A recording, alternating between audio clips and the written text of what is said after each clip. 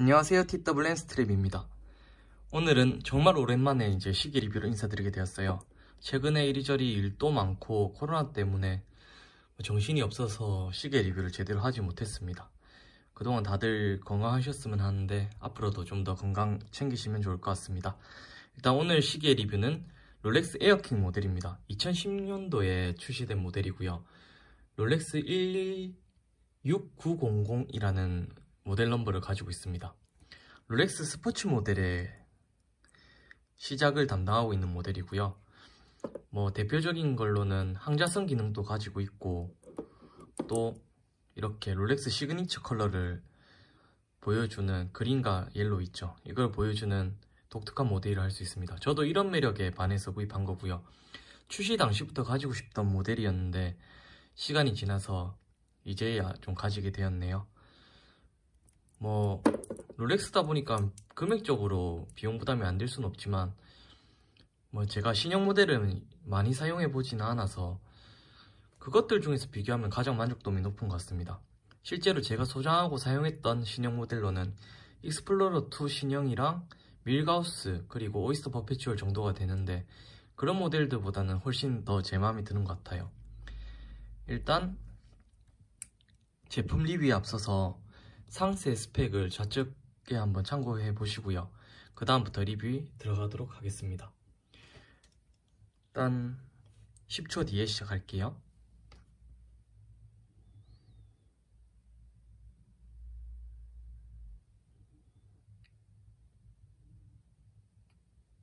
네, 상세 스펙은 이제 참고되셨을 것 같고 리뷰에 들어가겠습니다. 시계 케이스 사이즈는 40mm고요. 러그 사이즈는 20mm고, 그렇다 보니까 비율적으로는 상당히 만족스럽습니다. 제 손목이 대충 17.8에서 18 정도 돼요. 이게 약간 부었을 때도 있고 아닐 때도 있는데 보통 18 전후의 손목이라 보면 되는데, 보시면 아시겠지만 부담이 전혀 없어요. 사이즈가 적당하다 보니까.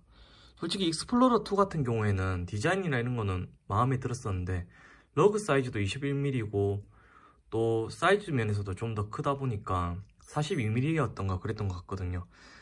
그러다 보니까 부담이 꽤 되었고, 러그 투 러그에서도 조금 아쉬운 부분이 있었는데, 손목 18 전후에 그냥 평균 손목이라면은 에어킹 모델이 이제 핏이 나쁘거나 마음에 안 들거나 그런 경우는 없을 것 같아요. 일단 저는 정말 만족하고 있습니다. 지금도 요즘에 이 시계만 차고 있거든요. 특히 착용감에 여러가지 요소가 있겠지만 장점이 되는 게 롤렉스 특유의 마감 정도는, 마감이 좀 좋은 거는 이게 착용하는데 좀 도움되는 거는 맞지만, 그거보다는 아마 무게에 있는 것 같아요. 시계 이게 에어킹 모델은 항자성 기능이 있는데 캡이 하나 추가되거든요. 우측 상단에 보시면은 그 내부에 이제 캡 모양이 보일 텐데, 항자성 방지 캡이 하나 더 있어서 그게 한 번 더 잠겨져요. 밀가우스처럼. 밀가우스보다 비교적 합리적인 가격이면서도 항자성 기능 가지고 있고, 또 어느 정도의 검증된 방수 기능을 가지고 있고 시그니처 컬러까지 있기 때문에 에어킹 모델은 상당히 가성비 좋은 모델이라 생각합니다. 저는 그래서 구입했어요. 디자인 면에서도 좀 독특한 것 같고요. 일단 앞서 설명드렸던 것 중에서 이제 장점이 착용감인데, 캡이 들어가니까 시계가 좀 더 묵직하잖아요. 그래서 이런 손목이 좀 더 안착이 되는 느낌입니다. 약간 위에서 아래로 눌려지는 거. 근데 그게 기분 나쁜 무게감이 아니고 딱 기분이 좋은 팔찌를 착용한 것 같은 그런 기분 좋은 무게감 정도고, 특히 버클 부분이 이중경첩 이런 건 아니지만 이게 얇아서 그런지 아니 짧아서 그런지 확실히 버클이 형태가 긴 서브마리너나 그런 거나 아니면은 좀 더 두꺼운 이중경첩 버클 이런 거보다는 좀 더 착용감이 좋은 것 같아요.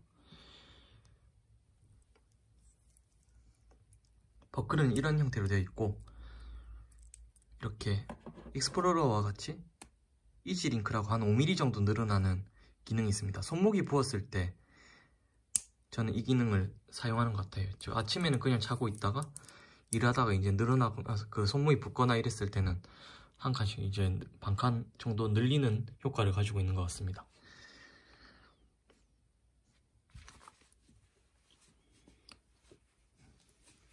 그리고 착용감 외에도 이제 장점이 있겠죠.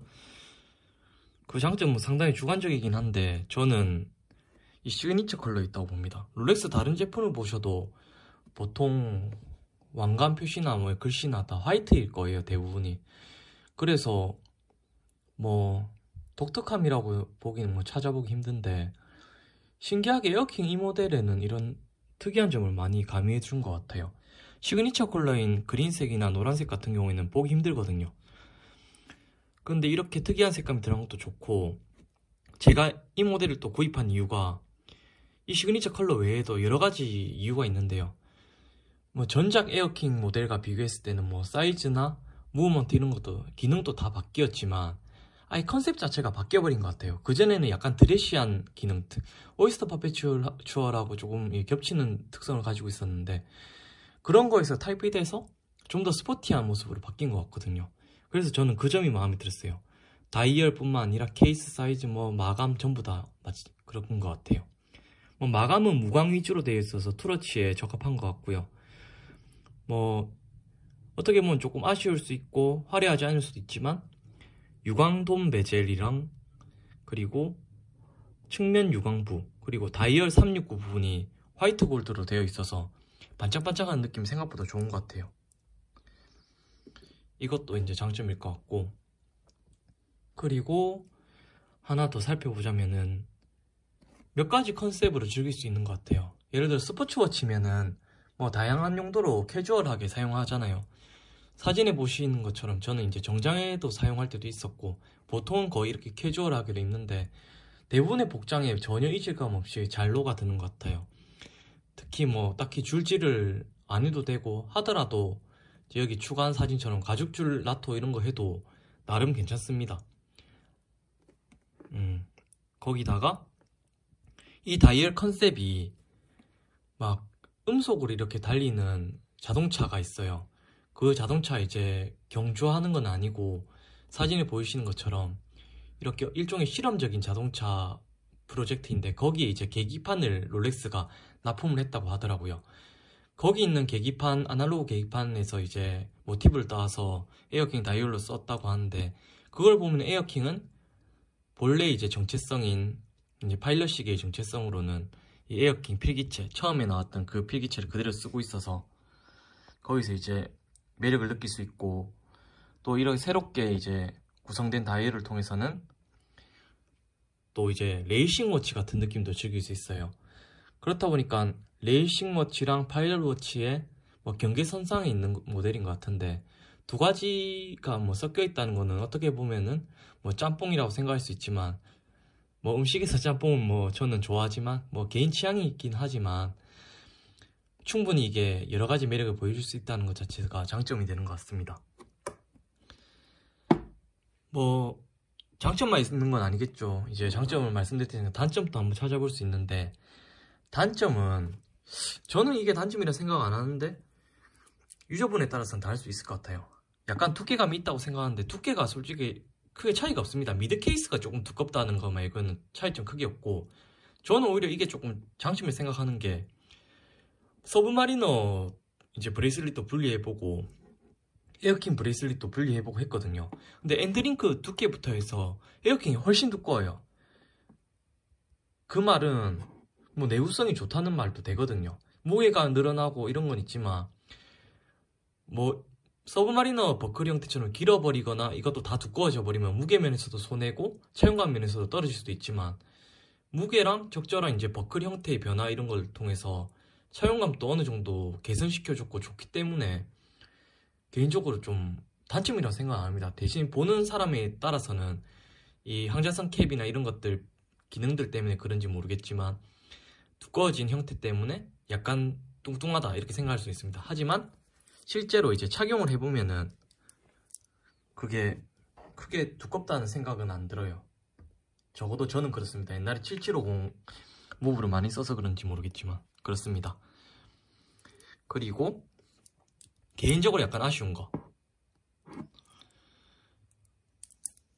저는 버클이랑 다 마음에 들거든요. 마음에 드는 건 이지링크 기능 있는 것도 좋고, 하지만 이 모델도 뭐 이중경 첩이었으면 어땠을까 싶기도 한데, 뭐 그랬으면 또 느낌이 다르지 않았을까 싶기도 하고, 너무 익스플로러가 겹치는 것 같기도 하고, 이건 약간의 아쉬움 정도로 남겨둘 수 있을 것 같아요. 대신 이 모델로 이제 러버 밴드나 이런 거, 예를 들어서 에베레스트 밴드나 러버비 같은 밴드 있잖아요. 그런 걸 줄질했을 때 정말 예쁘더라고요. 다음에는 그걸 한번 도전해 볼까 싶습니다. 그리고 단점 중에 이제 마지막이죠. 장점이 더 많으신 것 같아요, 제 기준엔. 그건 바로 이겁니다. 조명을 잠깐 끄고요.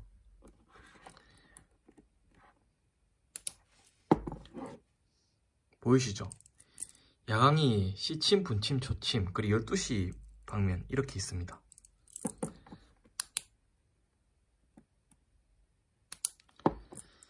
야광 면적이 좀 좁다는 게 어떻게 보면 아쉬움인 것 같아요. 적어도 이렇게 전체 이제 숫자 부분에 아라비아 인덱스 숫자 부분 전부 다 야광이었으면 어땠을까 싶지만 뭐 너무 야광이 많다 보면 또 조잡스러운 느낌도 들거든요. 특히 이렇게 복잡한 다이얼 형태에서는 너무 마이크로 브랜드 느낌이 날 것 같기도 하고 뭐 제작자의 의도가 있지 않았을까 싶은데 적어도 저한테는 조금 아쉬우면 됩니다. 저는 야광을 좀 좋아하는 편인데 그게 약간 아쉬워요. 하지만 축광되었을 때는 이제 지속력이나 발광력이 나쁘지 않아서 시간 보는 데는 큰 지장이 없었어요. 그리고 이거는 이제 시계를 이제 관심이 있고 좋아하시는 형님분께서 알려주신 건데 뭐 정답은 아닙니다. 이런 말을 하시더라고요. 롤렉스 에어킹이 처음에 이제 나왔을 때나 이럴 때는 뭐 야간 비행이 크게 없었대요. 레이더나 이런 시스템이 따로 발명되지도 않았고 그래서 어려워서 밤에는 딱히 시간을 측정하거나 확인할 일이 크게 없어서 그때 당시 뭐 파일럿 시계는 실제로 야광이 거의 없었던 것 같더라고요. 그것 때문인 것 같기도 합니다. 그런 거를 고정하고 이렇게 하다 보니까 그런 특성을 어느 정도 반영한 것 같기도 한데 뭐 크게 실제로 이제 사용하시기에는 크게 부담이 없을 것 같습니다. 요즘에는 뭐 야광 안 된다고 시간 못 보는 것도 아니고 야광이 또 없는 것도 아니니까요. 뭐 넓게 보면은 아쉬움도 있고 좁게 보면은 뭐 또 장점만 있기도 하고 뭐 여러 가지가 있는 것 같습니다. 개인적으로는 뭐 이제 이 시계도 피가 좀 붓거든요. 저는 뭐 피 그런 거 별로 관심도 없고 좋아하지도 않는데 뭐 국내뿐만 아니라 해외에서도 마찬가지니까요. 그렇지만 가치를 이제 다시 인정받고 또 생각보다 이제 매니아들이 좀 생기면서 사람들이 좀 관심을 가지는 모델이 된 것 같아요. 저는 예전부터 가지고 싶던 모델이라서 뭐 딱히 그런 거에 대한 생각은 안 해봤지만 아무래도 자기가 좋아하는 시계가 좀 더 관심받고 이렇게 되면은 기분 좋은 건 당연한 거니까 그것도 뭐 어떻게 보면 장점이라고 볼 수 있겠습니다. 뭐 리뷰를 뭐 길게 하기는 좀 그렇고 내용도 좀 부실하지만 몇 가지 더 살펴보고 글을 짧게 정리하도록 하겠습니다.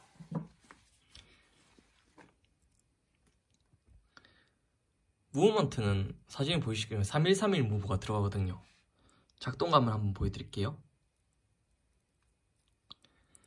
스크류 방식인데 이렇게 돌려서 빼는데 잠그고 뺄 때 눌러주면서 잠그고 눌러주면서 빼고 이렇게 하면은 스크류 수명을 훨씬 더 늘려서 사용할 수 있어요. 평균적으로 대충 막 쓴다고 하면은 한 5년 되면은 마모가 될 수도 있는데 저처럼 이렇게 조금씩 눌려주고 관리하면서 이렇게 사용하면요 보통 10년까지도 괜찮은 것 같아요. 저는 제일 오래 사용했던 시계가 한 7, 8년 됐는데 그 시계들도 괜찮거든요, 상태가.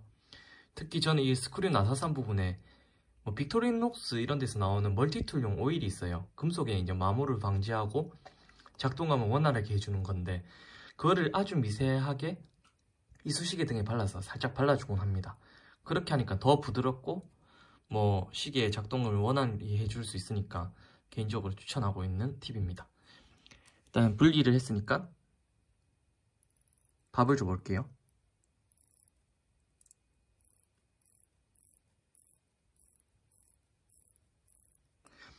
역시 신형이라 그런지 밥 주는 소리가 부드럽고 좋습니다.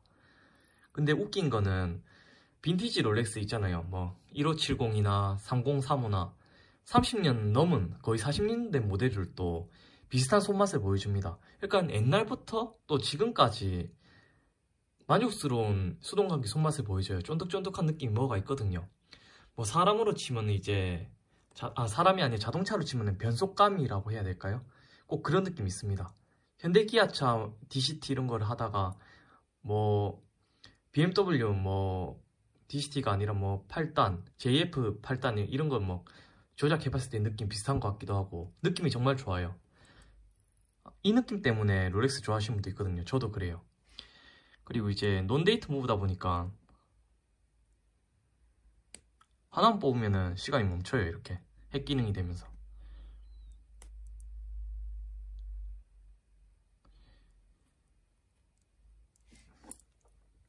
기계 상태를 한번 타임 그래프로 확인해보고 그만 정리하도록 하겠습니다. 글을. 그리고 이거 타임 그래프 보여드리고 마감을 한번 자세히 보여드리고 영상 끝낼게요.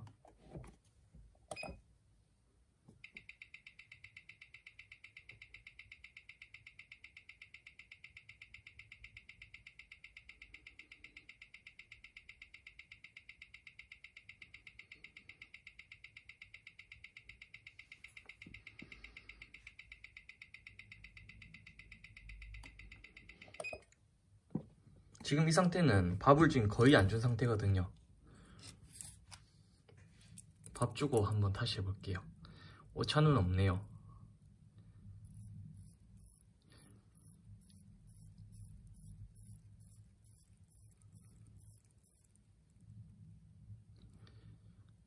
브라인딩 상태랑 아닌 상태랑은 원래 대부분 모든 시계들이 다 차이가 있어요.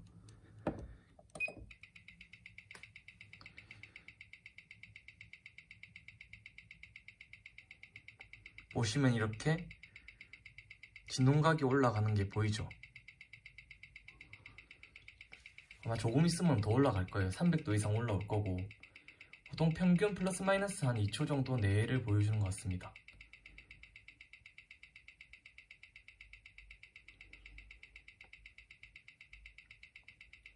지금 0초 나오네요. 아이고. 네, 정상적으로 나오네요. 진동각 305도에 오차 0초. 뭐 대충 이 정도 수준인 것 같습니다. 롤렉스의 퍼포먼스는 EA식이 사용할 때보다 놀랍긴 합니다. 편하게 사용하고 뭐 매일 착용하는데도 뭐 오차가 나빠지질 않은 것 같아요. 특히 만족감도 높고. 마감 한번 살펴볼게요. 유광돔 베젤이고 측면에는 제가 손으로 하는 일을 좀 하다 보니까 맨날 부딪혀서 집에 있는 필름 아무거나 한번 붙여봤습니다. 이거 싫어하시는 분도 있는데 맨날 부딪혀갖고 상처난 것보단 전 낫더라고요. 그래서 필요한데 좌우 정도는 제가 붙이고 쓰고 있습니다. 베젤 부분이랑요. 베젤은 유광이라서 정말 스쳐도 기스가 나요. 깜짝 놀랐습니다, 처음에. 그리고 무광 브레이슬릿. 마감이 상당히 좋아요. 우윳빛 느낌이 나는 것 같아요. 뒷면에는 브레이슬릿 데이다 보니까 기스가 뭐 나은 것 같습니다. 뒷면 마감도 괜찮은 것 같고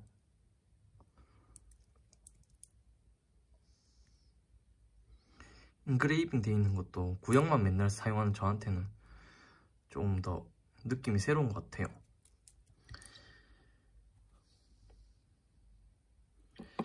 네, 이상입니다. 뭐 롤렉스 에어킹의 역사에 대해서 이제 다른 유튜버 분들도 많이 언급해 주셨고 했기 때문에 딱히 말씀드릴 게 없을 것 같아요. 1945년도 데이저스트랑 같은 해에 출시된 이후로 뭐 지속적으로 이제 이어왔던 라인이거든요. 그 라인들이 이제 마지막 버전이 이렇게 에어킹 116900이라는 모델인데 뭐 장점이 되었던 단점이 되었던 롤렉스에게는 에어킹 모델 자체가 의미 있는 모델이 맞는 것 같습니다. 저 같은 경우에도 실제로 써보면 써볼수록 좀 더 만족감이 높았던 것 같고요. 저도 이 모델을 사용해보지 않았을 때는 뭐 쉽게 평가하고 크게 호감을 가지지 않았던 적도 있는데 정말 제 시기로 사용해보니까 그 어떤 시기보다 만족감이 높은 시기 중 하나인 것 같습니다. 이상입니다. 내용이 부족하고 또 오랜만에 하다 보니까 어버버한 것도 많은데 뭐 대본 같은 거 없이 그냥 생각난 대로 말하고 있습니다. 봐주셔서 감사하고요. 코로나가 또 심해졌다 하는데 건강 유의하시기 바랍니다. 고맙습니다. 이상 TWM 스트립이었습니다. 고맙습니다.